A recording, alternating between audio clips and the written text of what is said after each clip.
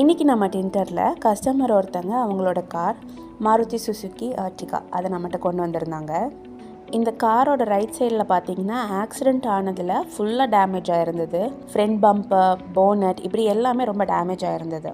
First insurance claim பண்ணுற process தான் நம்ம பண்ணோம். நம்மளே அதை ஃபுல்லாக எடுத்து இன்சூரன்ஸை கிளைம் பண்ணி கொடுத்துட்டோம். டேமேஜ் ஆன பார்ட்ஸை நம்ம ஆன்லைனில் சோர்ஸ் பண்ணி வாங்கியாச்சு.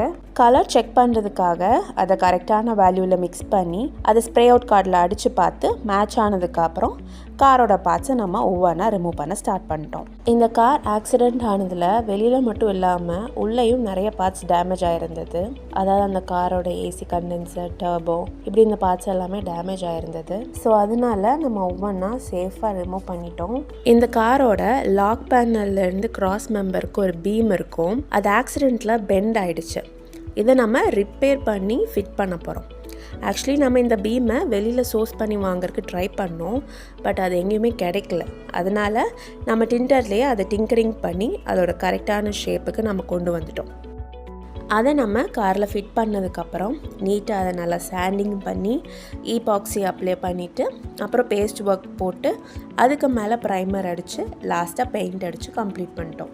ஆன்லைனில் சோர்ஸ் பண்ணி வாங்கின பார்ட்ஸ் எல்லாமே ஃபிட் பண்ணி அதோட அலைன்மெண்ட் எல்லாமே கரெக்டாக இருக்கா அப்படின்னு செக் பண்ணதுக்கப்புறம் பேஸ்ட் ஒர்க் போட்டு நீட்டாக அதை சாண்டிங் பண்ணி பம்பர் அப்புறம் போனட் எல்லாத்துக்குமே நம்ம ப்ரைமர்லாம் அப்ளை பண்ணதுக்கப்புறம் பெயிண்டிங் ஒர்க்கை ஸ்டார்ட் பண்ணிட்டோம்.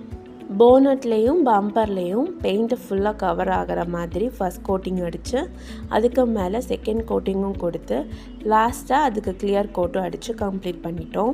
ஃபைனலாக ரிமூவ் பண்ண பார்ட்ஸ் எல்லாமே ஃபிட் பண்ண ஸ்டார்ட் பண்ணியாச்சு. ஏசி கண்டென்சர் அப்புறம் டர்போ இதெல்லாமே நீட்டாக அந்தந்த இடத்துல ஃபிட் பண்ணியாச்சு.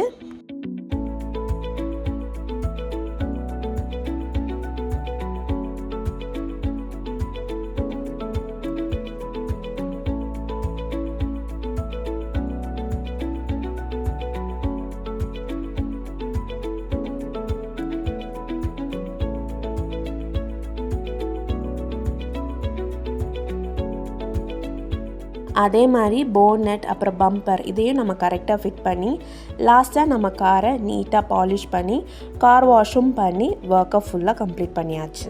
இப்போ அது எப்படி வந்திருக்குன்னு பார்க்கலாம் வாங்க.